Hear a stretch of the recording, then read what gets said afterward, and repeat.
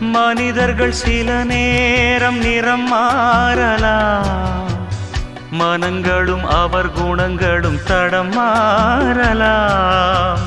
இலக்கணம் சில நேரம் பிழையாகலாம், எழுதிய அன்பு இலக்கியம் தவறாகலாம். விரல்களை தாண்டி வளர்ந்ததைக் கண்டு நகங்களை நாமும் நறுக்குவதுண்டு. இதில் என்ன பாவம், எதற்கிந்த சோகம்? கிளியே நலம் வாழ என் நாடும் என் வாழ்த்துக்கள், தமிழ் கூறும் பல்லாண்டு என் வார்த்தைகள்.